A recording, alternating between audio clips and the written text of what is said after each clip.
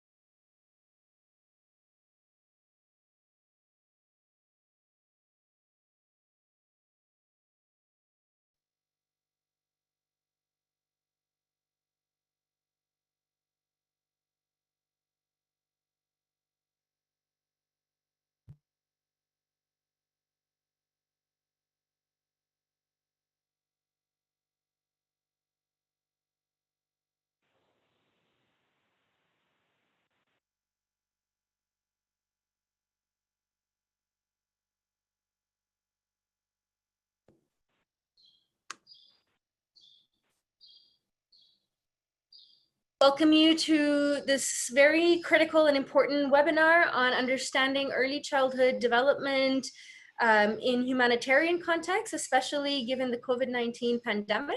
My name is Shekwafe Azanji. I'm the Global ECD Technical Lead at the Early Childhood Development Action Network.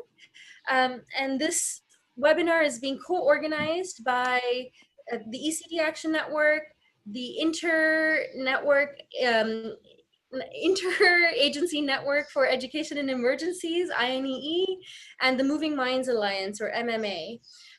Before we begin today, I want to welcome everyone. We have over 1,000 people who've registered from over 100 countries, so this is a great feedback. There are just a few housekeeping things. If you would kindly in the chat introduce yourself, let us know what country you're from. Please do select all panelists and country and attendees so that everybody can be introduced to you. Right now, I'm seeing a lot of messages coming into just all panelists. If you do that, then only panelists will be able to receive your message. So please, everybody, just take a second right now and select all panelists and attendees in the chat so that when you're responding, everybody can see your message. Fantastic.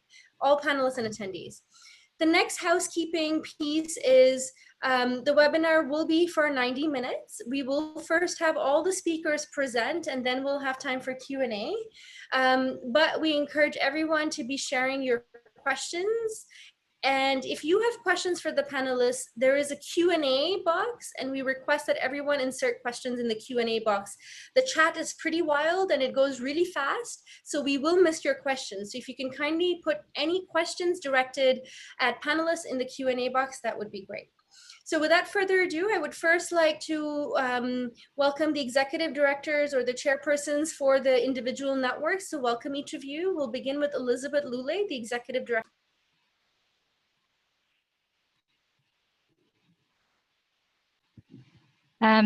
Thank you, Shekwafe. Warm greetings from the Early Childhood Development Action Network. We hope you and your loved ones are safe and staying healthy during these extraordinary times.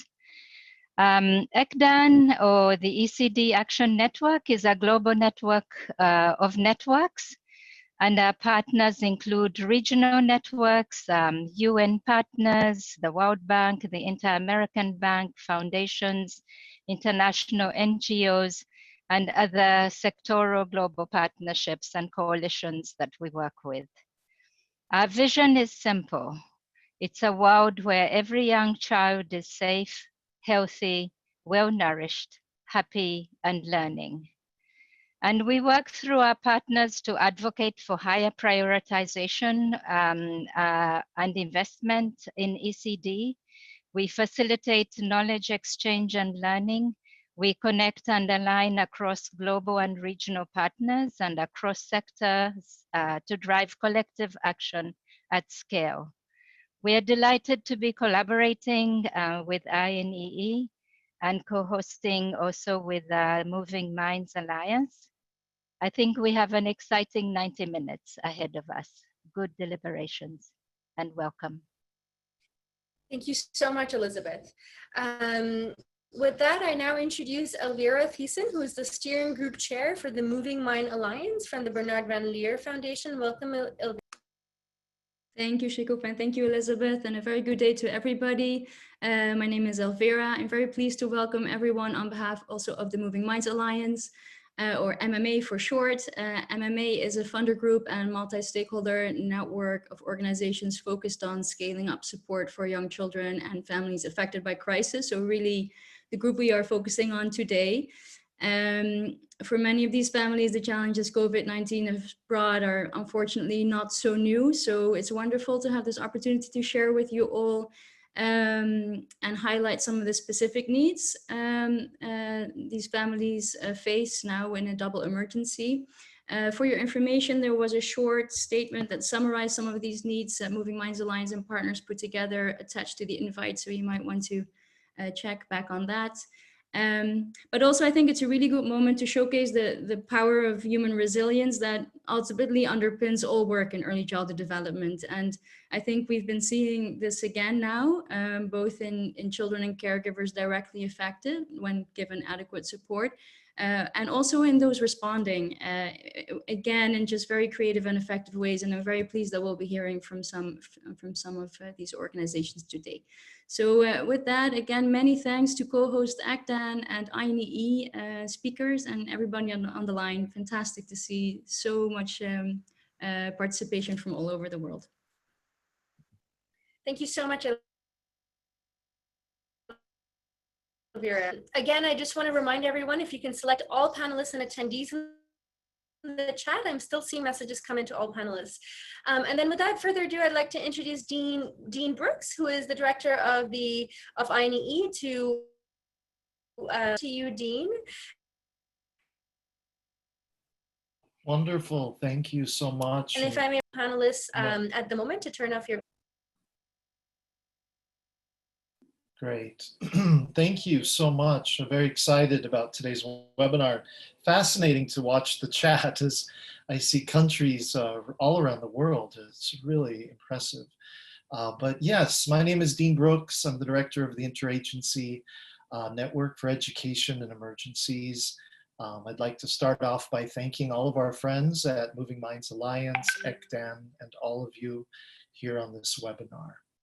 For those of you who are not familiar, INEE is an open global network of over 16,000 members with the shared mission to ensure the right to a quality, safe, and relevant education for all who live in emergencies and crisis contexts through prevention, preparedness, response, and recovery. INEE exists because of and for its members. So if you are not a member already, I would really like to encourage you to join INEE for free. There's no cost. You just need to visit our website and click the join button. And then there's a form for you to fill out. On the website, as well as general support for education and emergencies, you will also find dedicated resources, webinars, blogs, and so forth to support this COVID-19 response. And hopefully you can see the link in the chat box. We'll be sure to put that up for you. Here at INEE, we recognize that the period of early childhood, typically defined as the period of time between birth to ages 8, lays the foundation for future learning, behavior, health, and well-being. That is why we are so pleased to have a dedicated task team. And just on a personal note, I used to be a primary education teacher, so it's very important to me. And I miss teaching that age all the time. It's such an important milestone. But we do have a task team focused on ECD and very excited at the development we've seen in the last couple of months. And as you'll see on the call, we have Katie Murphy from IRC and Nada Ilatar from UNICEF who co-chair that task team. And they, of course, have been instrumental in putting together today's webinar. So thank you, Katie and Nada, for this. The focus of the task team is on the multi-sectoral inputs across health, nutrition, protection, education, WASH, and other key sectors that are required to promote healthy development for young children and families living in crisis and conflict settings. Too often, the holistic needs of young children are not addressed within the humanitarian response. And we know that this population is at high risk for poor outcomes that can follow them throughout their lives and impact the societies in which they live. And now we are seeing this global pandemic as a new crisis layered onto the existing crises. It compounds and exacerbates threats to healthy development in some of the world's most challenging settings. This is the focus of today's webinar. We've brought together a diverse sample of practitioners to share their approaches to adapting ECD programming in humanitarian settings. And we're going to hear insights on research and policy, and then at the end, open it up to question and answers. So time to get started. And I'm very excited to introduce our first speaker, Zarlasht Halamaizai, the director and co-founder of RTI. So I'd like to invite Zarlasht to go ahead. Thank you so much, Dean, and hello to everyone from all around the world. Thank you so much for inviting me to this panel. I'm really honored to take part. My name is Alash Talamzai. I co-founded and run an organization called Refugee Trauma Initiative, and we provide psychosocial support to people affected by the trauma associated with war and ongoing displacement. I wanted to start by just setting some context about what refugees are going through in Greece, and I wanted to do that with some messages from the refugees. This is from people that we've spoken to in recent weeks. We can go out once a day. There's no building around us. It's just plain. It's nothing. Camps are in far places, far from any human being. They're not close to Greek civilization, so it's painful. Sometimes I feel very hopeless and disappointed. It feels like we are on another planet, like we are not alive. I miss the seaside. I want to see a sunset again. These are unexplainable things. Grief is an experience I can never explain. Refugees suffer from poverty and hunger. Now he's facing another crisis in his life, which is a crisis in the world. Imagine how it will affect him and his body. The sense of fear is very high. Discrimination is running very high and makes it a more difficult situation. I wanted to start with these messages because they convey the anxiety, the pain, and the stress that the refugees are feeling much better than I can. They come from conversations that me and my colleagues have been having with families around Greece since COVID started. We invited people from the refugee community and frontline workers to take part in in-depth conversations so that we can create spaces where they are hard and so that we can try and shed light to the lived experience of people displaced in Greece and share stories behind the statistics. Even before the crisis started, the refugee population in Greece where we work was already really struggling to survive. The rise of the far-right rhetoric, which culminated in several attacks against refugees and aid workers, a hostile government policy and lack of basic services, including shelter, food, and early childhood care was really exasperating the situation and putting extreme pressure on the refugee population in Greece. Just weeks before the WHO declared COVID a pandemic, the situation in Evros exploded. Thousands of people were bused to the Turkish border, and they were stopped by the Greek border guard. We heard reports of refugees being shot as they tried to cross the border. And the Greek government responded by stopping any applications in Greece and denying people the right to seek asylum. COVID arrived in Greece in these circumstances. I recently spoke to a young Afghan man who's stuck in Moria. This is the notorious camp on Lesbos, which despite having the capacity for only 2,700 people, currently holds almost 18,000. He was feeling extreme anxiety as the camp has no provision to meet the basic needs of his family. He's 26, he arrived in Moria in autumn of last year with his wife and his toddler. And since then, his wife has developed mental health issues that are so severe that she has tried to harm their baby daughter. He's tried to seek psychiatric help, but there's none available. And he currently has to make a choice between looking after his daughter and keeping her safe or queuing for food, which can take between 2 and 4 hours. Our findings are summarized in a report that we published yesterday, and my colleague Gabriela will now share this in the chat box with you. So I welcome your interaction with this report. The way that we responded to COVID, all of our programs is based on building relationships and building community with the refugees. And so, you know, the COVID crisis really posed a challenge to us. We've responded by supporting local partners to continue to engage with the refugee families and their children.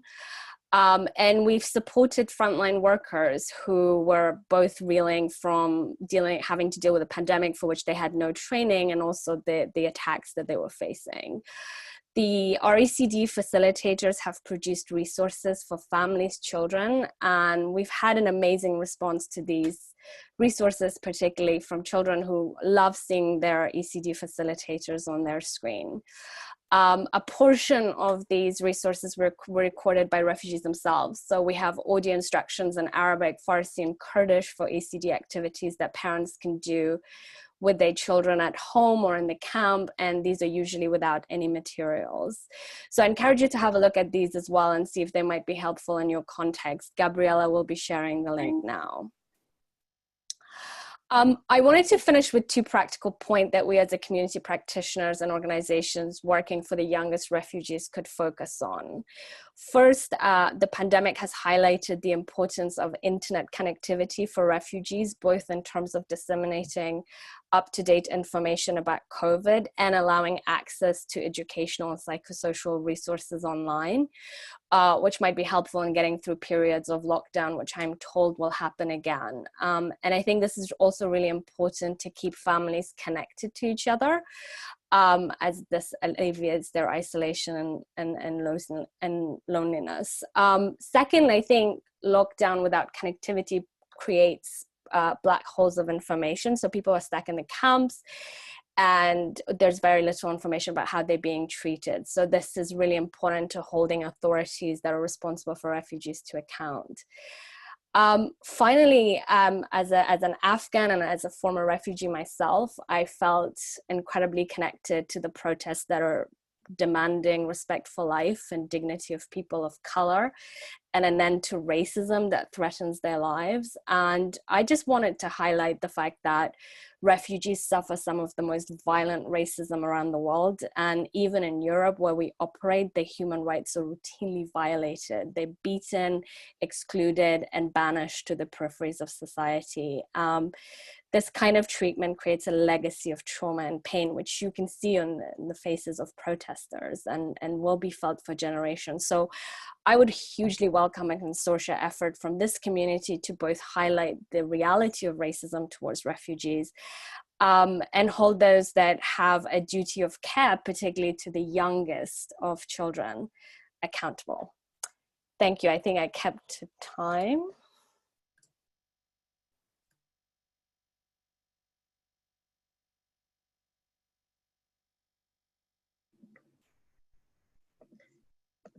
Hi there, thank you so much for a really powerful, moving presentation.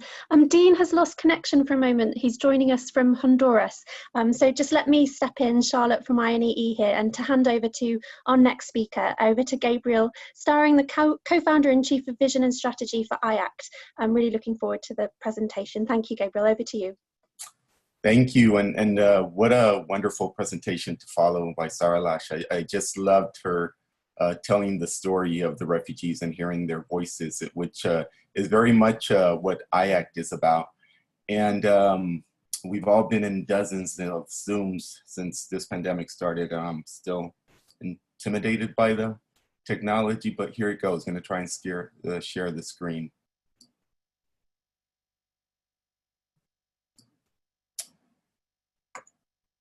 So we are IACT, and I'm going to breeze through information. Katie J, our executive director, is on the chat, and she can give you more context. We work to provide humanitarian action to aid, empower, and extend hope to those affected by mass atrocities. These are some of the places where we work, and we are based in the United States, and it's one of the difficult places to work in nowadays, as Sarah Lash mentioned what is happening here. And we also see, from our work, we see where extreme prejudice and hatred can take things. So it's surreal to see the conditions that exist here in our own country. But we work in other difficult places also. And we like to go to places that are forgotten mostly and hard to reach. We are in Greece also with refugees from all over the world.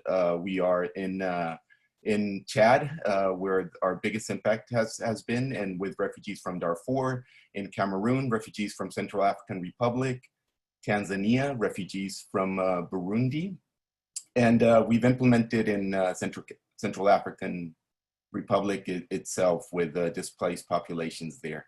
Our early childhood education program is Little Ripples. For us, more important than the what or the where is the how we implement this program. It is co-created with the refugee community. It is refugee-led. It is culturally relevant, and it's steeped in mindfulness. When we were confronted with this pandemic, we just went to these very same principles in responding to it. From very early on, we started to communicate with the populations in all these different settings that are very much isolated. And most of the groups that we work with, they don't have access to internet. It was all through WhatsApp. But we started with listening. We sent out quite immediately before anything was really happening in any of these settings as far as a response to COVID-19. We started to do some quick assessment with our populations through WhatsApp.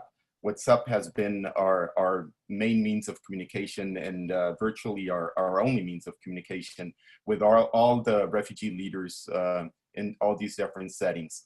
And it was quite immediately, and so in a matter of days, we had information about what their needs were, what was missing, and there was a lot missing. That they weren't getting any information, that they were scared.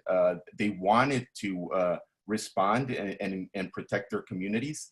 So so that was the first step. We immediately started creating documents that gave them the basic information about how to protect their communities. A lot of myth-busting information, that they were getting so much wrong information, which is worse than no information at all. So we created documents, some for the leaders themselves, so for our refugee teachers, for cooks, for education coordinators. And so far we've created 8 different documents and translated into 13 different languages. Another need was soap. So we immediately started fundraising for soap and turned it into, again, within days, our teachers and our staff there on the ground started distributing soap. You know, we were sending out the information that people need to wash their hands regularly, and they're saying we don't have even soap or the materials for us to be washing ourselves. So that became immediate. And then over to the education part. I think many of us here on this panel and people that have joined wouldn't want to admit it, but early childhood education is quite simple. For us, if the kids are safe, if the kids are having fun, then learning will happen. So that has to be the priority right now. During this crisis, within a crisis, we cannot get complicated. We cannot get into heavy M&E and trying to overthink it. Let's just support our communities to be able to do the basics that are needed, and especially in home settings. So that's our next step. The response just has to be immediate, and we have to take the lead from the refugee community themselves. I'll share this message from our main refugee coordinator in Chad, and he's a Darfuri refugee. And Umda, he experienced the worst of the violence.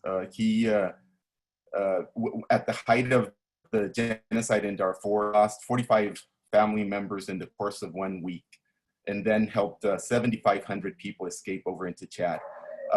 He is the most positive, most resourceful person you'll ever meet. And what he asked for is support from the world, and allow them to be the leaders in responding to this crisis. It's so important for us to use this opportunity of this crisis within a crisis to reassess how we implement early childhood, but then also all humanitarian programs. There is no reason for us to be going to these camps and from the minute refugees wake up, be telling them what to do, how to do it, when to do it, when they are the experts in their own community. They are the experts, I mean, sadly, they are the experts in crisis. Every single day is a crisis for them. So for early childhood, it's not any different. And again, during a pandemic, it's even more important to let them lead. Thank you, everybody. Thank you so much, Gabriel.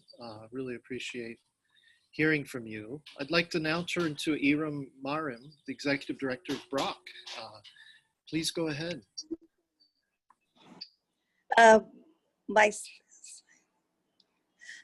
Thank you so much. I'm Iram from BRAC, and I'm representing BRAC as well as I'm representing Play to Learn. I'd really like to thank the organizers INEE, ECDAN, and Moving Minds Alliance. This is a great opportunity to share our work. So I start, Pashe Achi in Bengali is beside you, and this is a telecommunication model that we've been implementing in the Rohingya refugee camp in Bangladesh. And, the lockdown in Bangladesh started in March, and we've sort of just piloting and testing in April with the implementation in May. So it's very, very recent. The next slide, please. So Pashe Achi, beside you, it has, meaning at many, many levels. And what it is actually, it's a 20-minute teleconversation that is held between the frontliner and a caregiver and a child every week for 20 minutes. And, in this 20 minutes, it's about 10 minutes is well-being. And, there's 10 minutes of playful approaches for learning.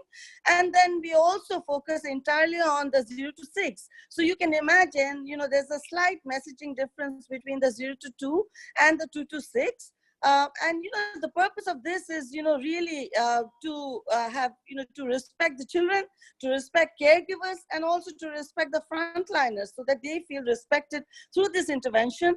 And through this intervention, what we also do is we enhance the skills of the caregiver to be able to engage with the children through play for their learning. Next slide, please. So it's, the front liner that you see, a woman. This is typically the kind of frontliners that we develop their capacities.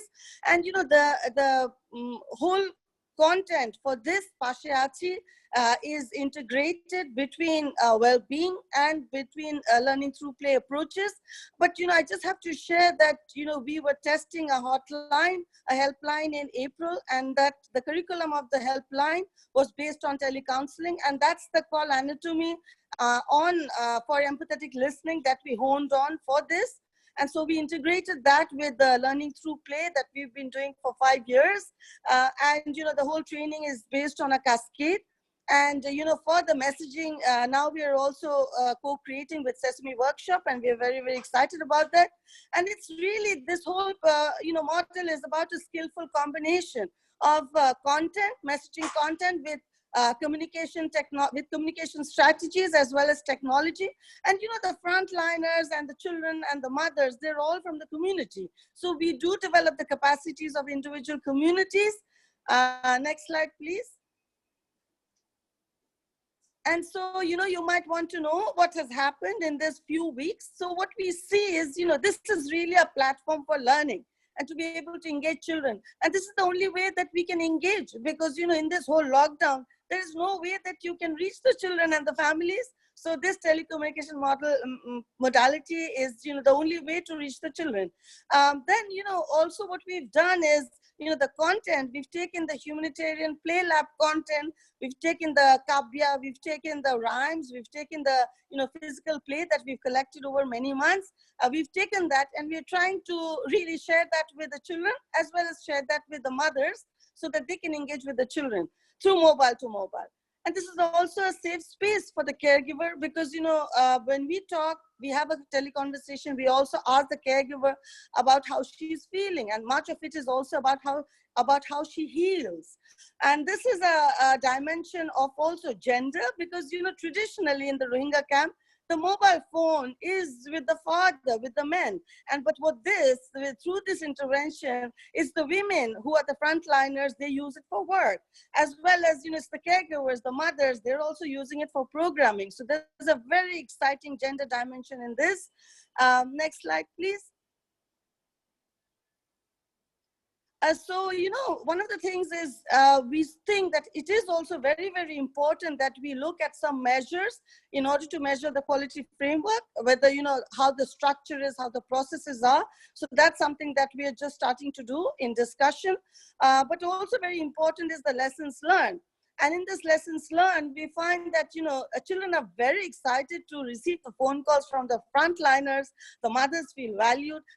Our own frontliners feel very dedicated and passionate about it. We do leverage on the relationship of the frontliners. And, it is possible to reach about 80% of children. And that's, that's also something that we are very excited about. And, like I said, women do remain as the drivers of change.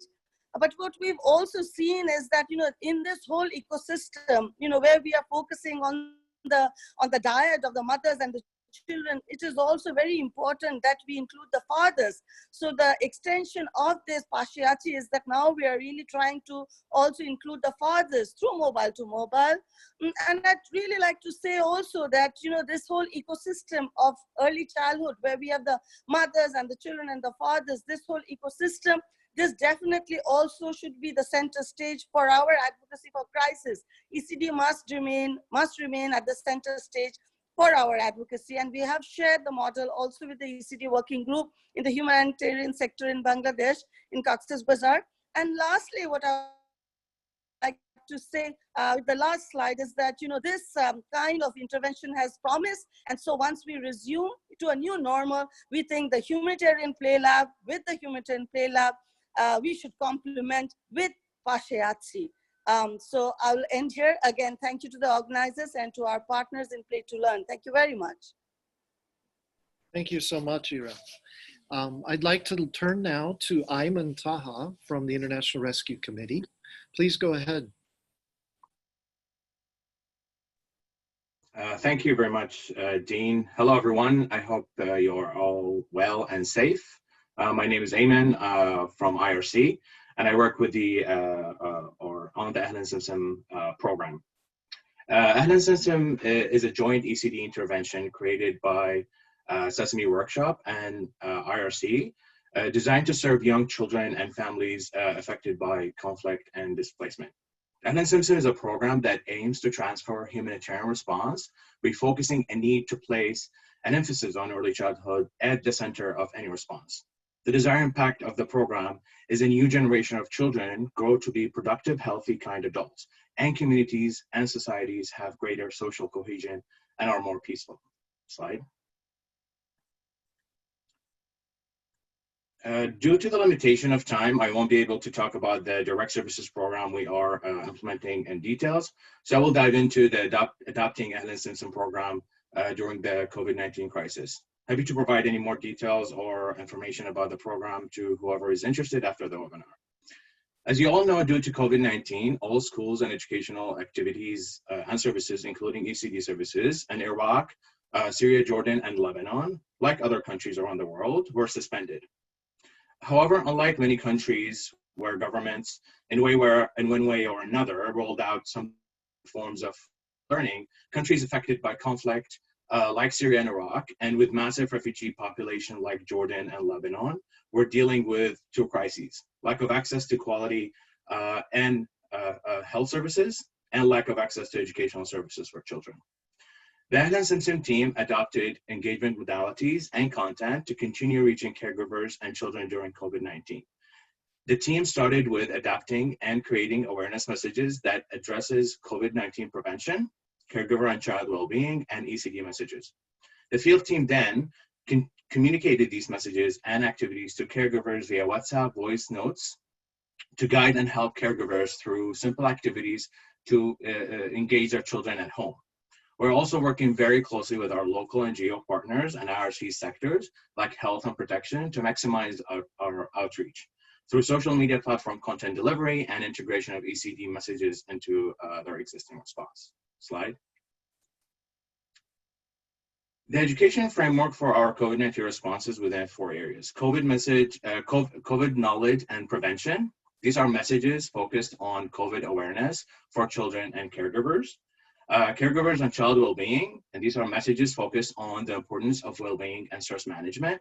And ECD awareness and raising messages. These are messages focused on the importance of play for children and how it's contributing to the development of cognitive and emotional skills. And then activities-based programming. These are messages guide caregivers through simple at-home ECD activities focused on language, social, emotional, cognitive, and motor physical health domains, and are linked to the Ahlan Simpson TV show. Slide. If you click the slide one more time, I hope the video will, so the video will play while I talk. So this is a simple activity sent to caregiver focused on well-being, which emphasizes on the importance of stress management. It's a simple message drawing on the mindfulness strategy like belly breathing that caregivers can use themselves and teach their children. I won't go through much details of the activity of the video, but as you can see in front of you, it's a message that we can send to caregivers that guide them through the activity. But I'm happy to provide links to Ahlan Simpson videos and Ahlan Simpson website in the chat box after I finish the presentation. Slide. The team tested messages and delivery with 200 caregivers across the region, where we involved and listened to refugees, IDPs, and host communities, and further adapted based on their feedback. Most feedback was about the importance of localizing the messages and activities. Messages sent with local language and accent resonated more with caregivers.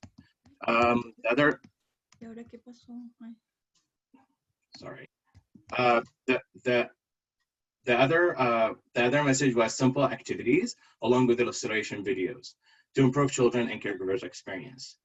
There was a request of activities to focus on movement and physical activities for caregiver well-being, psychosocial support, stress management, and daily routine.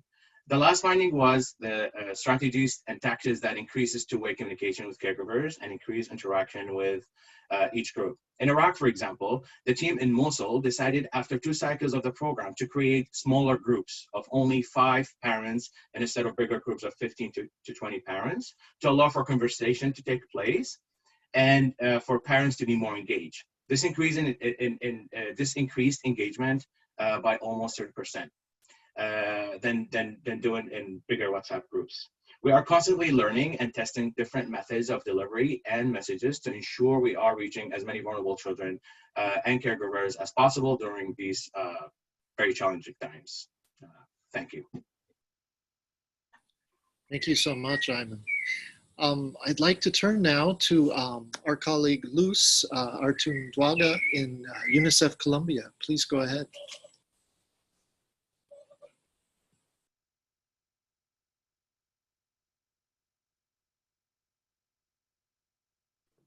Luz, if you can unmute yourself.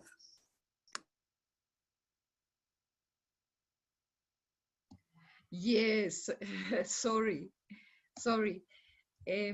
Okay, hello everybody. Thanks the organizer for this webinar and for inviting us to participate and share the experience of UNICEF Colombia's ECD in humanitarian context. We call migration COVID the path run in early childhood, from friendly spaces to friendly line. The next, please. Colombia, in a middle-income country with economic and social inequalities, is going through a complex humanitarian crisis, where various situations are mixed. Some generated by environmental conditions such as rains and droughts, other by displacement generated by unresolved situation of violence, Another more recent one, like the exacerbation of the mixed migratory flow with Venezuela, and the one closest to all of us, the COVID-19 pandemic. Yet, we know that the knock-on impact for children is huge and risks a devastating lifelong impact on the poorest and most vulnerable. Today, Colombia has 1,800,000 Venezuelan migrants regular. One of these more 1,025,000 are regular. Approximately 10% are children.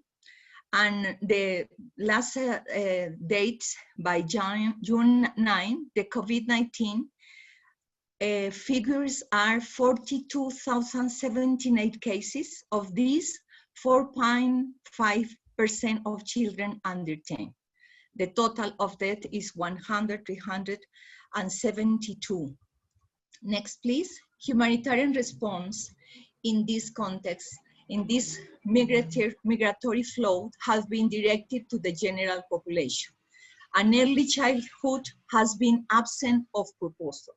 The friendly spaces are created, where the child or his family are received, contain a methodologic route from the pedagogic of community, family, and individual approach to the prevention of alteration in early childhood development, promotion the four spheres of development through play, art, and communication, according to his needs. If necessary, they refer to other care, such as health. Group activities are carried out between families and children, offer a snack, and given a development kit to reinforce action at home.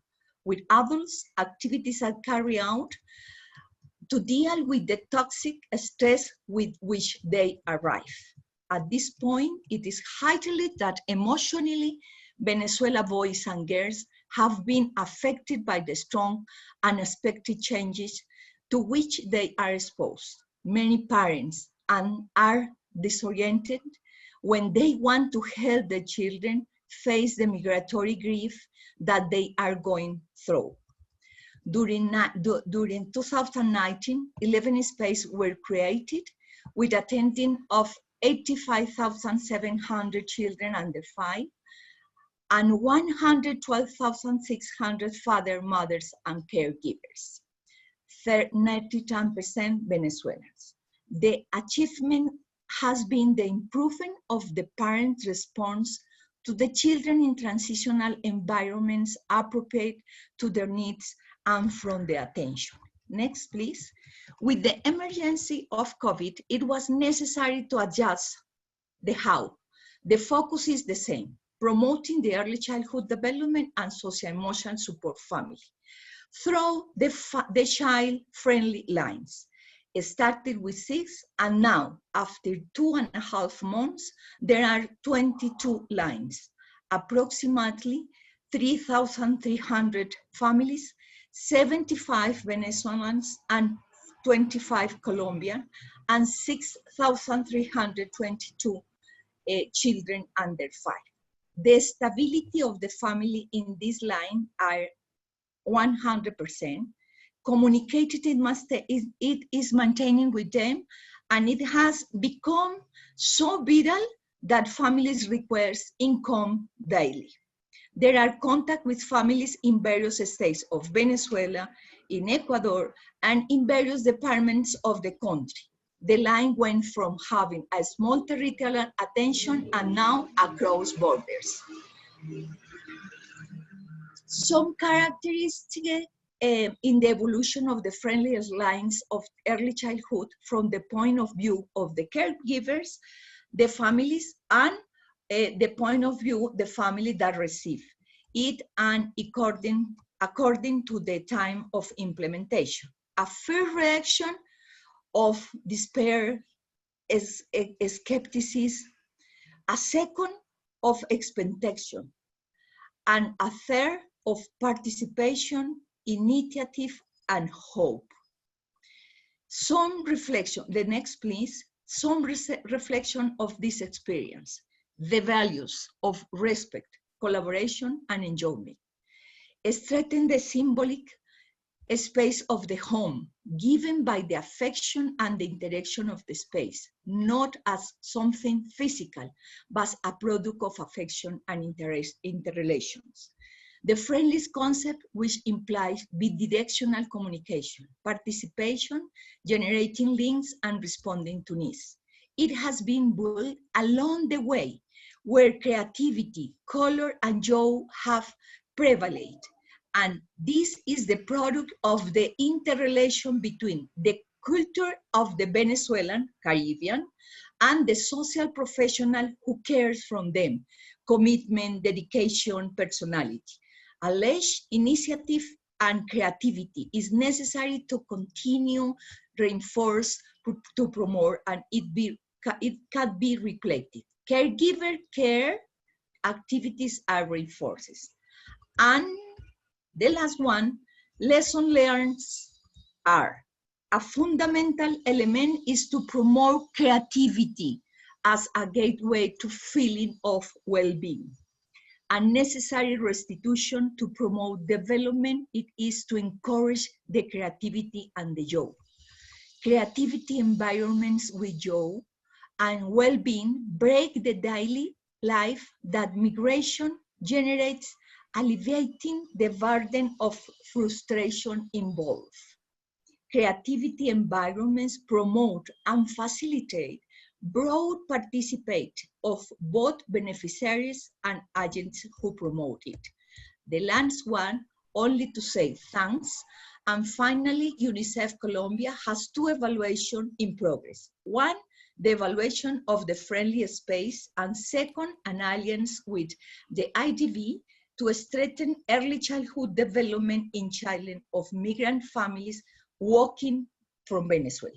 In both development, cost-effective, scalable, and adaptable models to different migration profiles and conditions, and initiative to development of public policy hand in hand with different actors to ensure sustainable opportunities and investment. Thank you very much. Gracias, Luz. Very, very nice. And just to thank all of the panelists, we still have more to go, and it's time for me to hand over. But just to mention my thanks, and also how impressed I am with the creativity and the dedication that I'm hearing about now in response to the crisis that all of us are facing. Just a reminder to ask any questions or place any comments in the chat box. I'm now happy to hand over to Elvira from the Moving Minds Alliance and Bernard Van Leer Foundation, who will moderate the next section of the webinar. Thank you. Thanks, Dean. Yeah, we're gonna now briefly move away from focus on programs on the ground and dive into two other key topics, no less interesting.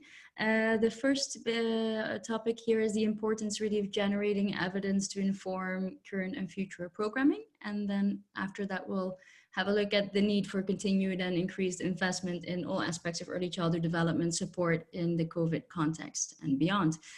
So on the first topic, we have Hiro Yoshikawa joining us. He is co-director at the Global Ties for Children Research Center at New York University. And I had to look up Hiro what TIES stands for, but I found it again. It stands for Transforming Intervention Effectiveness and Scale. So over to you, Hiro. Sure, great. Could the slides be put up? I'm going to try to keep this to 2 minutes rather than the 5 minutes. Great. So I'm going to talk briefly about the importance of descriptive implementation and evaluation research. Next slide, please. And I do acknowledge Partner Sesame Workshop, International Rescue Committee, and BRAC in our current work. I'm going to not actually go over this list, but just to say that there are a variety of current data collection efforts going on, many of them phone-based, in order to understand the current experiences of young children and their families. And here I would only mention that there is a wide range of risks, but there are also very important protective and promoted factors that could be acknowledged for individual and community resilience. Next slide, please. So I'm going to concentrate on the questions for evidence generation implementation on the one hand, and then impact evaluation on the other. First, that there are emerging and really important and disturbing reports of particular ways that the virus SARS-CoV-2 and the illness COVID-19 appear in children, including young children. And so we are at the beginning of understanding what health effects and the pathogenesis of this disease are in young children. So we should not leave out the direct health effects on young children. Of course, we are interested in how response platforms, health, nutrition, psychosocial support, social protection, child protection, and education may work in situations where one or more of them are shut down partially or completely in terms of services. And so I think the notion of task shifting and the flexibility that the various very inspiring intervention models presented today have a lot of relevance for our notions in ECD of intersectoral, sectoral, and multisectoral work. How are business as usual ECD services affected in this? There's an urgent need to understand the quality measurement of new modalities, whether they are phone-based or hybrids of phone, radio, TV, and any aspects that are actually interactive, including video-based interventions, illustrations, those kinds of things. Another key aspect in implementation is the well-being of ECD providers and facilitators. Some anecdotal evidence from India suggests that there can be burnout even in this remote teleplatform work. And any of us who have been on Zoom calls back to back for hours can understand how remote telecounseling may be wearing on providers. And we do have a history of support for that in crisis intervention.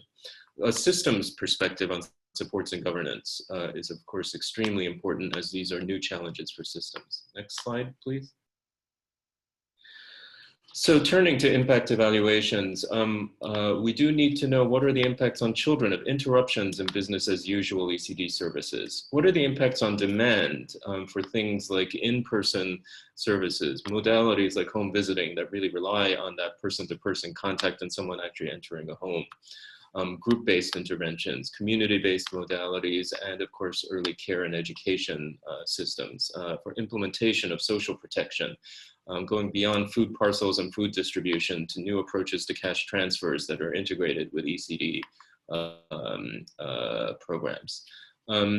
Many of these new modalities have been mentioned. They include phone-based WhatsApp or app interventions, peer support that's facilitated online or on phones, telecounseling approaches, radio and TV broadcasts, and I think the future of ECD, which for at least the course of this epidemic will be a mix of hybrid interventions that change over time as well as at any one point in time.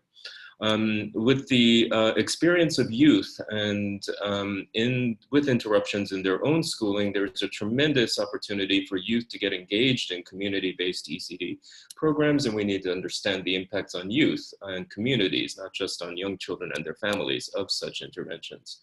And finally, re-emphasizing that systems and sectoral and multi-sectoral processes, we need to understand the impact of these innovations on the systems and the context of the systems affecting program effectiveness on the ground. My last slide I'm actually not going to go over, but there are implications for methods. So I believe these slides will be distributed. Thank you very much. Thank you, Hero, and thank you for staying within time perfectly. I'd like to hand over to Michael Simpson, who is the ECD expert at Their World, the children's charity fighting for education for all and a wonderful advocate for the early years. Michael, over to you.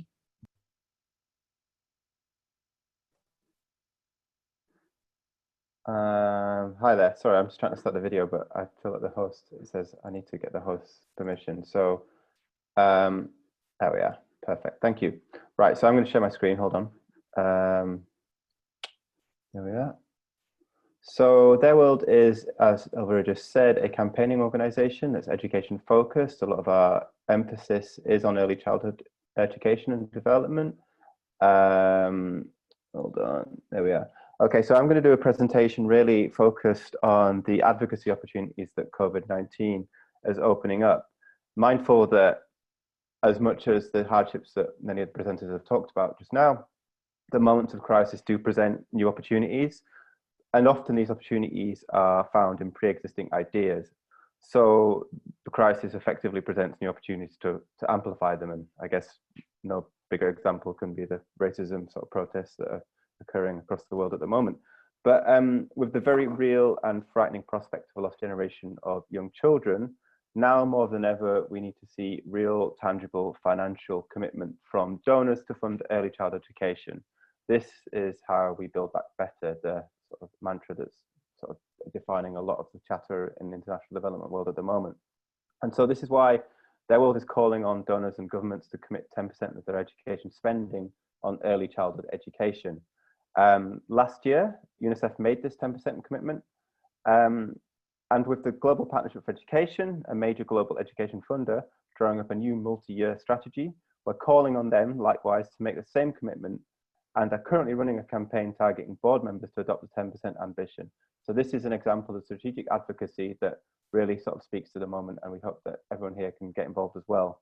So prior to COVID-19, and I have to sort of emphasize that the numbers have radically shifted since, and it's something that we need to be mindful of when we're talking about this kind of data, 175 million children were denied access to early childhood education. In crisis-affected countries like Somalia, Chad, and the Democratic Republic of Congo, fewer than 2% of the poorest children there attend pre-primary. So this is a major, major gap in education provision. GPE is a major funder of education in emergency initiatives. For example, in December, the board set out a new accelerated fund, unlocking $250 million emergency funding, $250 million of emergency funding for 2020. And this is Julie Gillard, the chair's sort of comments on why that was important. So by committing 10% of its funding to early childhood education, GPE has an enormous opportunity to unlock early childhood education for over 1 million children. So our 10% ask is evidence informed, and is the absolute minimum world leaders need to commit to if we have any hope of fulfilling the promise that was set out in the Sustainable Development Goals to leave no one behind. By 2030, the Education Commission, and again, these are pre-crisis figures, so we need to sort of maybe update these going forward, but just mindful of that. The Education Commission calculated that the total cost of pre-primary education is projected to be 10 billion in low-income countries and 68 billion in lower-income countries. So with all levels of education anticipated to total around $580 billion in those contexts, pre-primary education will comprise 13.4% of the total. So a 10% ask is the bare minimum that world leaders need to be doing. But even before COVID-19, the funding picture for early childhood education was fairly bleak.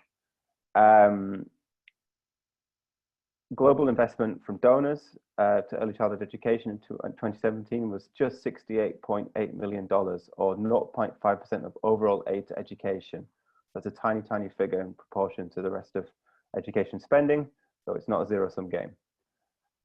This picture has got significantly worse with COVID-19 wreaking havoc on lots of economies around the world, in all parts of the world.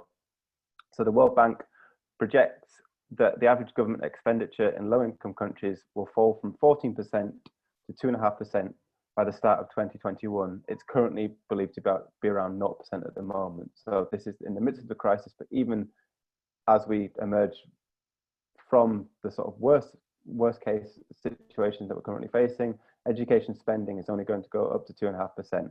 So that already governments across sub-Saharan Africa on average only allocate less than 3% of education spending on early childhood education. So we're going to see big extreme new pressures on this sort of tranche of education, meaning that many, many children will be left out.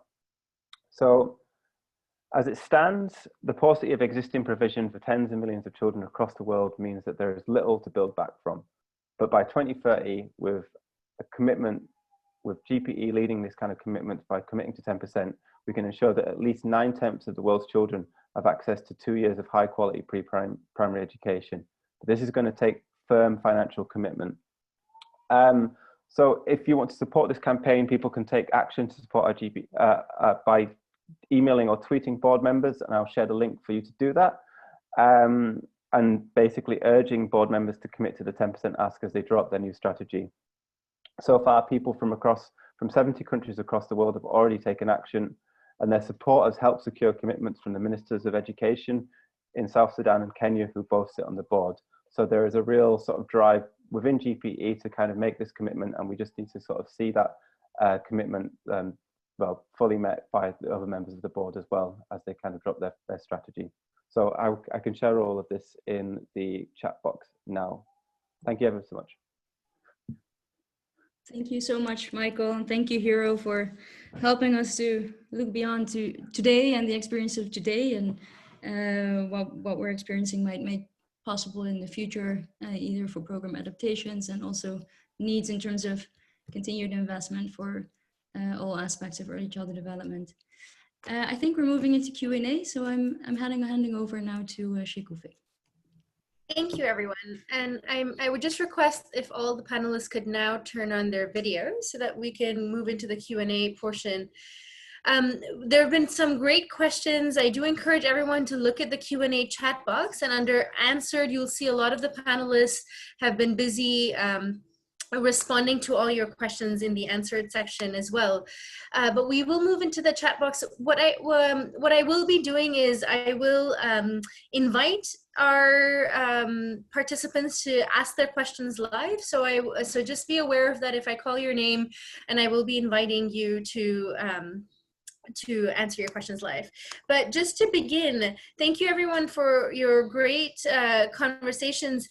One of the questions that came up repeatedly was, I know there was a lot of talk of using hybrid and online platforms to reach families and so on, but Mercy Mulanga, she's asking about the limited mobility of aid workers and views of changing program strategies, especially in camps. And in the answered portion, some of you shared some great examples, and I think it would be great to bring that to the forefront.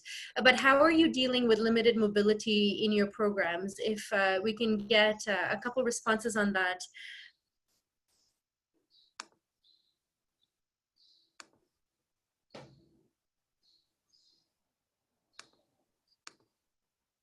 Well, I can start. For us, it was simple. So it was this smooth transition over to our refugee teachers, cooks, education coordinators, to go from that type of work to become frontline public health workers. Because from the beginning of the programs, from the co-creation part, they are leading the programs themselves. So we don't have any staff there, you know, supervising. They don't need supervisors. They know how to supervise themselves. It's us communicating with them through WhatsApp and giving them support, answering their questions. And then from there, they go visit the families directly. Yeah, being safely, you know, doing it safely, following all the health protocols. But then they communicate with the families, check in with them, give them suggestions on activities to do with their children, and number one, how to stay safe. Thank you, Gabriel. Anybody else want to respond to that question? Sarlash? Sure. So similar to what IACT is doing, we've tried to keep in communication with the communities that we serve through WhatsApp and Facebook, and but we really focused our resources and supporting the local organizations that we partner with in Greece. A big part of our approach is working with Greek organizations, the grassroots organizations that are working really hard to support the refugee community. So we've been working with them to help them to continue their work and to also to support them emotionally. This has been a really difficult time for frontline workers. So we are trying to do as much as we can to support the delivery. And I think my colleague and I have shared our website. We've produced resources in different languages to be shared with families, with young people, and with practitioners to help alleviate some of the emotional impact of being in lockdown. So I would encourage everyone to go and have a look at those. Thanks, Arlash, and thank you for raising the importance of the mental health of the service providers, because there's been a lot of questions about the psychosocial support given to children and their families, but I think that's a really good point, and I'm just wondering if we can hear from other organizations about their experience with the psychosocial impact of the frontline workers themselves. Any insights on that front?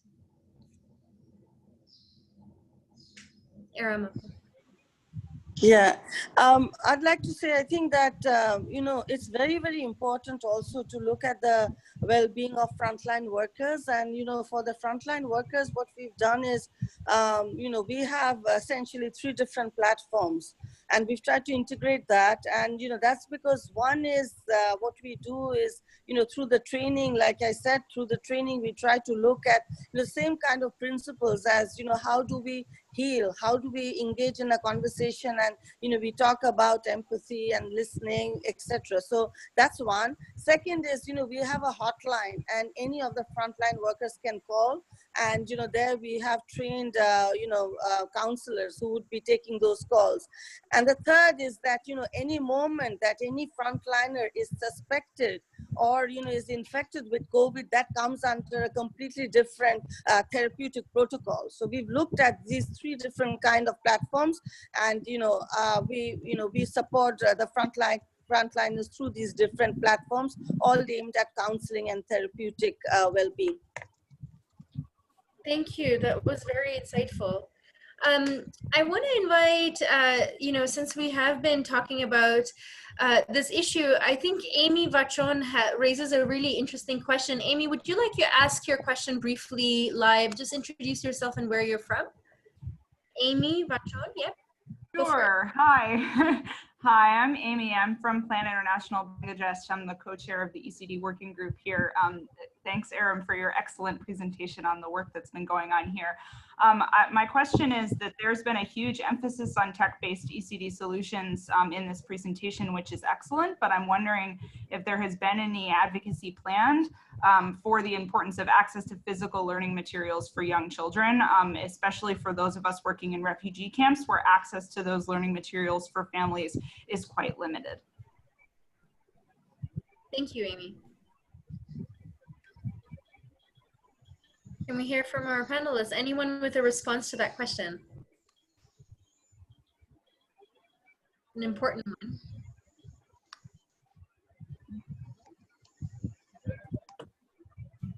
I can say something about that.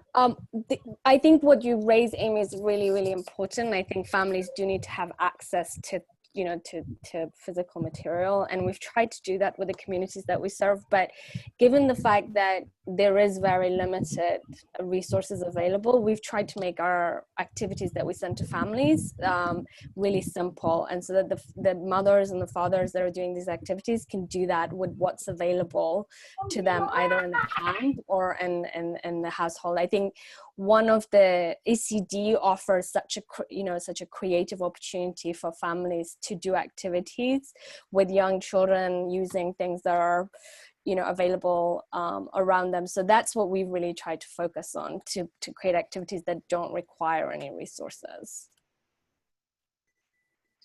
Thanks, Arlesh. Any other responses to that question? Yeah, if I can add something very quickly. We are in the process of distributing some paper-based packages to families who work we can't access through WhatsApp or through digital means. So we are engaging with some of our local partners on the ground who have access to refugee and IDP camps during these times of health restrictions, and integrating some of early childhood development messages, COVID-19 awareness messages, and some simple activities that can be printed and delivered to families at their homes that can be done at home, and activities that don't require a lot of internet connection, digital skills to do. And just to take us to close on this whole discussion on the technology piece, I want to invite Aranzao Alonso to introduce yourself briefly and ask the question you have, that a few other participants also had the same question. So Aranzao, if you can briefly introduce yourself and ask your question. Hi, yes, my name is Aranzazu Alonso. I coordinate a network that is called Pacto por la Primera Infancia. We do a lot of advocacy to prioritize early childhood development in Mexico as a country. We have seen a lot of trouble here in Mexico to reach families that has no resources at all. So WhatsApp not always is the best way because families don't have the money to pay for airtime. So WhatsApp requires a minimum investment. And some of these families have not access to this kind of digital support. What can we do to help those families that has no access to digital platforms or resources to pay for airtime like WhatsApp? Thank you. Thank you for that important question. Over to you, panelists. Any experience or responses to that? Yeah, for us, it's very similar. Most of the families do not have access to WhatsApp in the camps that we work in. So we depend on the leaders themselves. So the teachers, again, the cooks, the coordinators. We are in constant contact with them, and we're constantly sending them funding for WhatsApp for those leaders.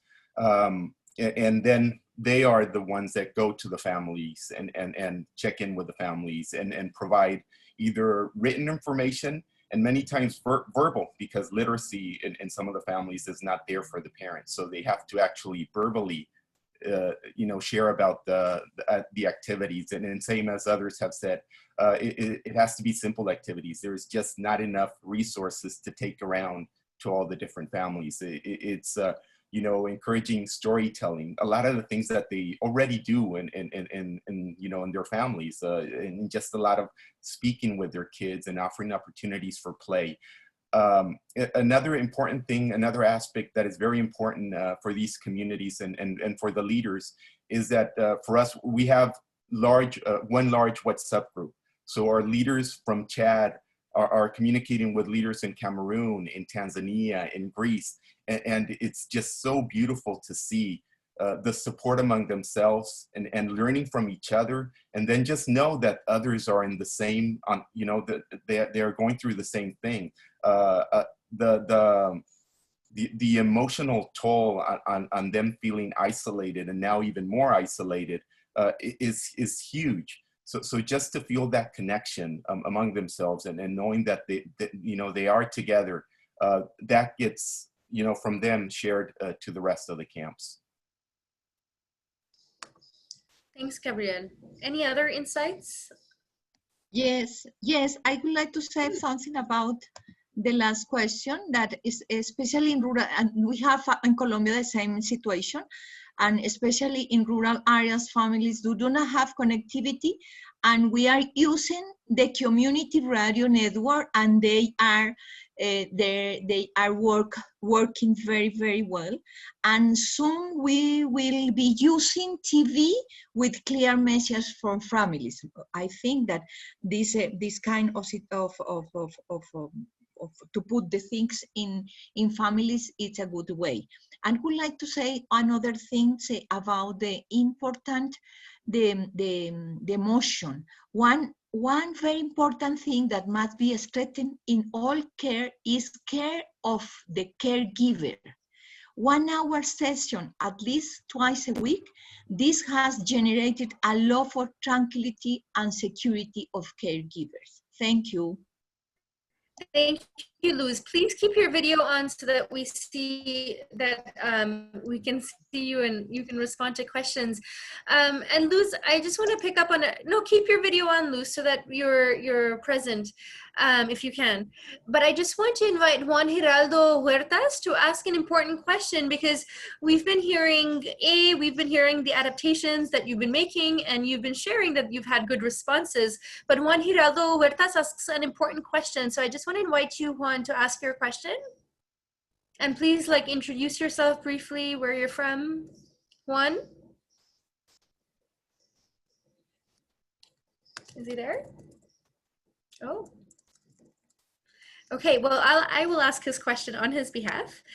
So Juan Giraldo Huertas asks, how are you measuring these results? Is it observation or intuition? So, you know, how do we know that these methods are working? How do we claim that they are? And there have been a few questions about that. I see, Juan, you're on there if you want to add anything more to the question. Juan? Oh, hi. No, thanks. It's just related with that, with the measurement and how feasible and how you get that for a long way to understand and have changes with clear units of measurement to our impact. So how can we find an impact with doing all that with communities and of course families and children in vulnerable conditions? Juan, can you tell us where you're calling from? Juan? Okay. All right. Okay, over to you, panelists, about how are we learning that these new methods, hybrid methods, are indeed effective on the things that we care about in terms of early childhood development. So I turn it over to you. Yes.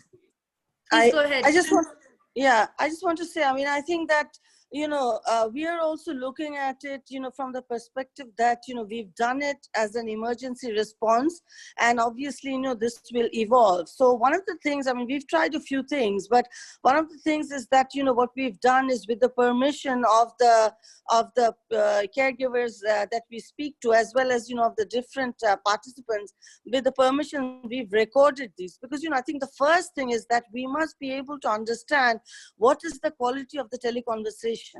And so in order to be able to really understand the quality, we're trying to record and trying to really understand the quality of that. So that's one.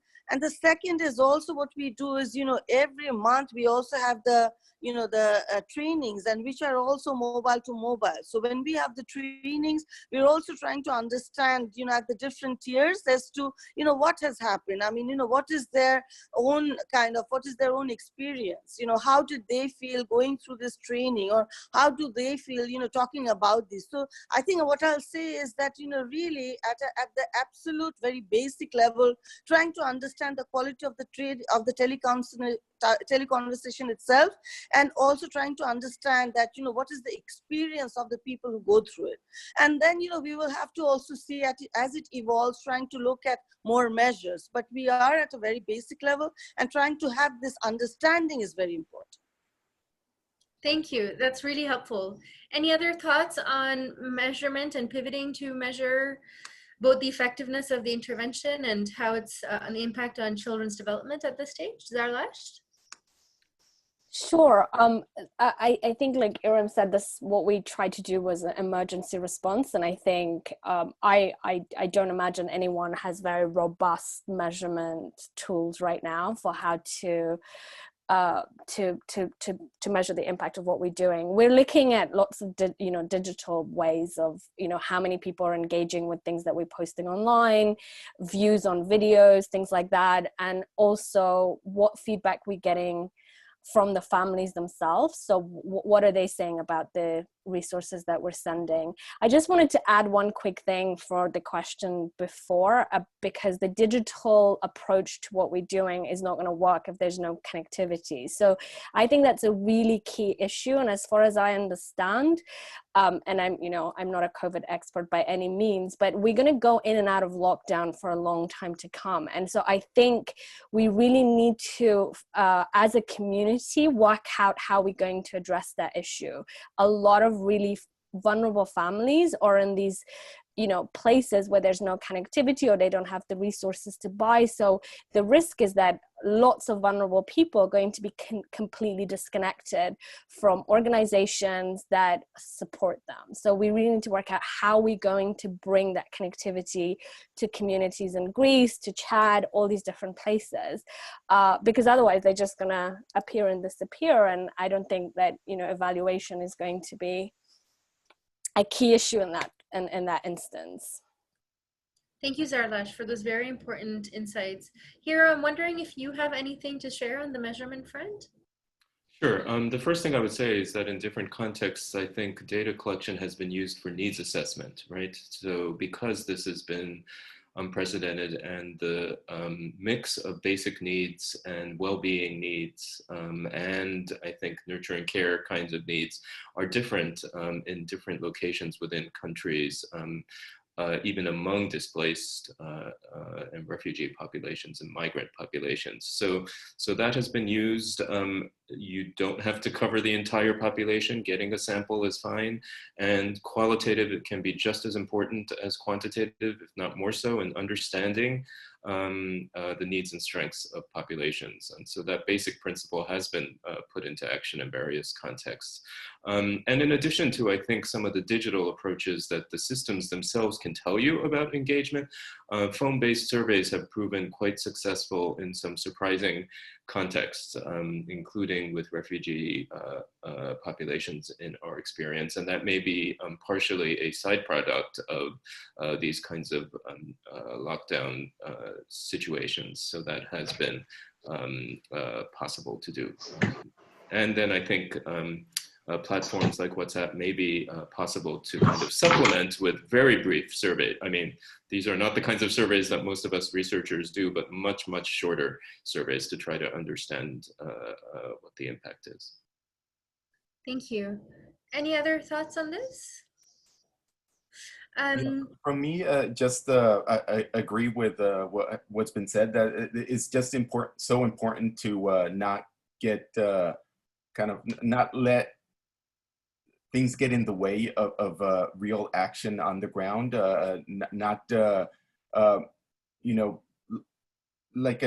We heard from one refugee leader that if they had 2 bikes, they could reach 6 times the amount of people that they were reaching.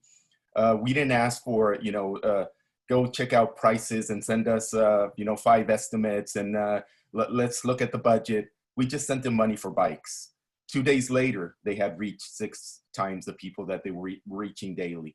And we know what works, so we just have to trust them at this point on the ground, and then we can on the go start moving, and any interventions and any data collection especially at this point should be useful. The process itself should be useful for them. So it shouldn't be just what we want to learn, what we want to know, what we need to show the funders. It should be what's going to help them from the process itself. Thanks, Gabrielle. That was really insightful. In the last few minutes we have left, I do have a couple other questions that I do want to get through. And this is about what we're observing in this context regarding very specific populations. So we had a whole series of questions about children with disabilities, and I'm wondering if the panelists can share. So one of the questions was, what are the particular needs that you're observing that are emerging specifically on children with disabilities? And, given that they're traditionally underserved and unnoticed, how are you responding to the gap, if at all? And what are you observing throughout your own contexts and projects? So if we can have a rapid round of responses on that. Luz, do you want to respond to that? No. Okay. Anybody else on the disability question? How are we addressing the needs of this very specific population?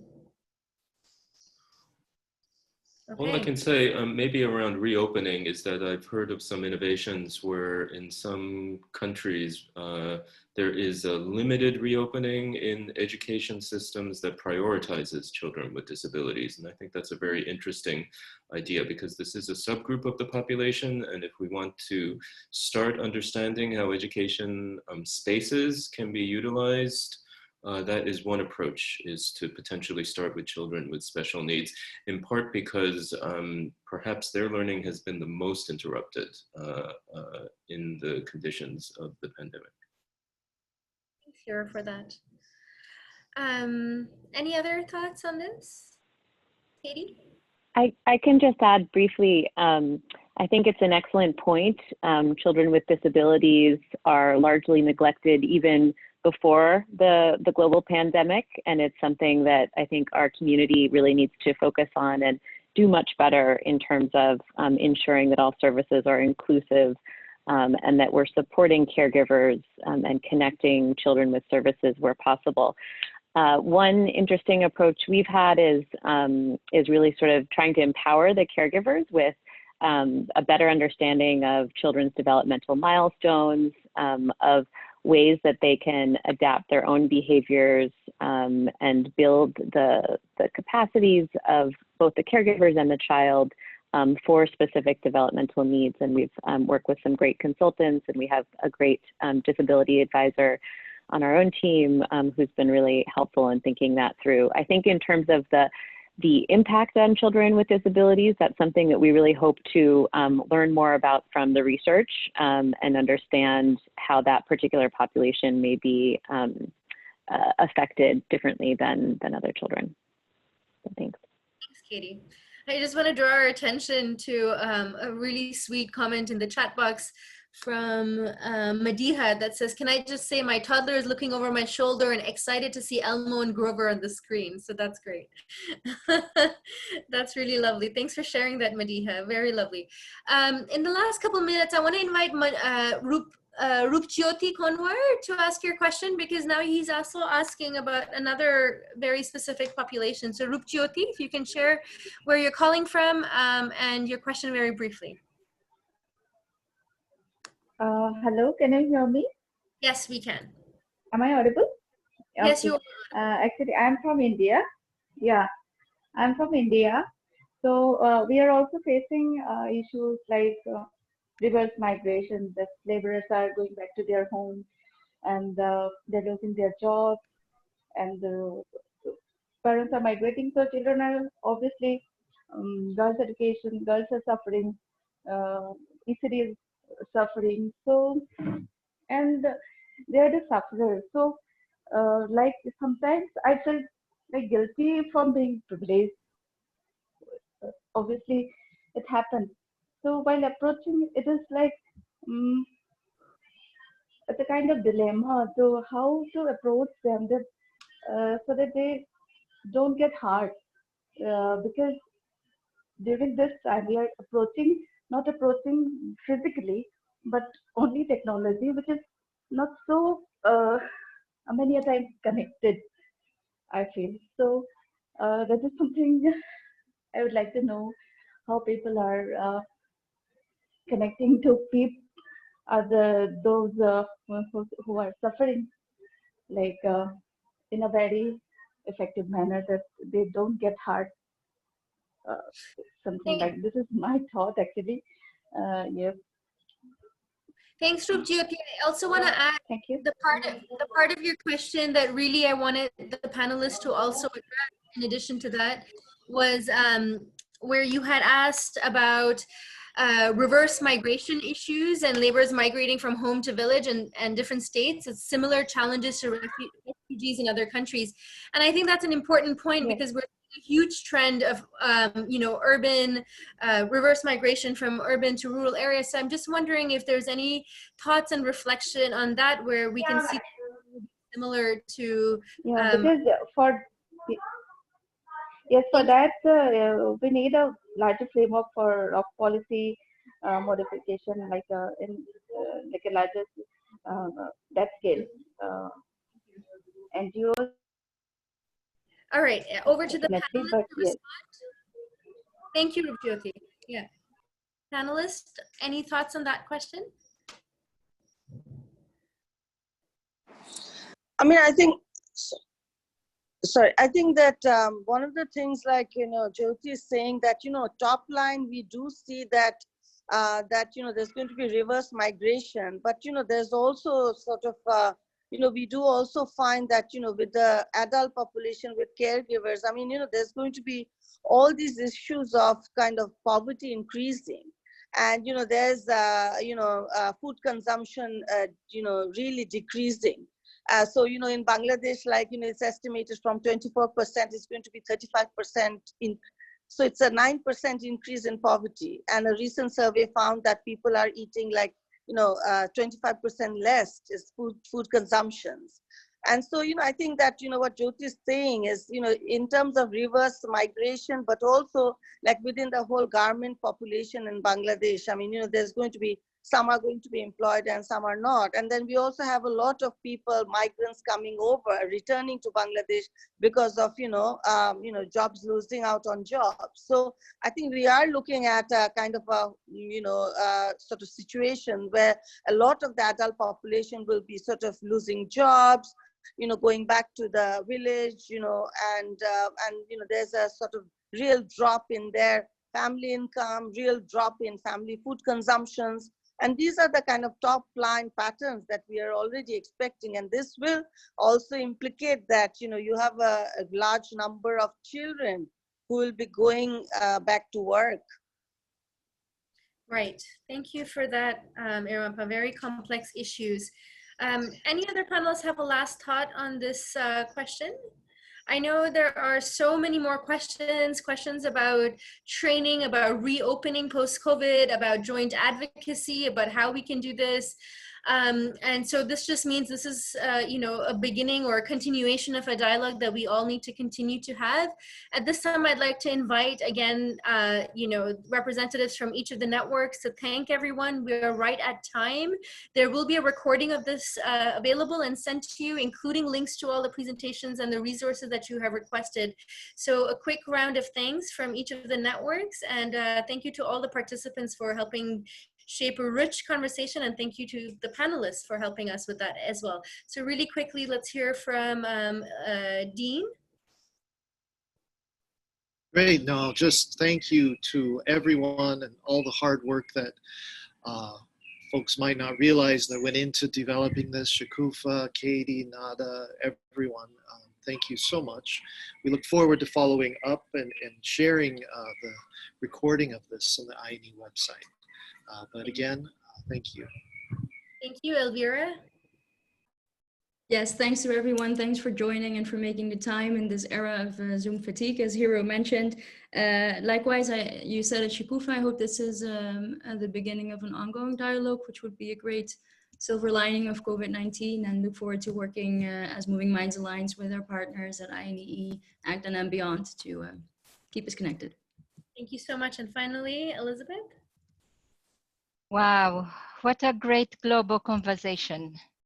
I always feel so excited to see all the sharing that goes on through the chat box, the questions, and really to see the exchange of ideas. It makes me feel hopeful that we can do better for these disadvantaged children. And one key takeaway is, let's not forget that the parents and the children can be part of the solution, and we need to listen to their voices as well, as much as we do everything for them.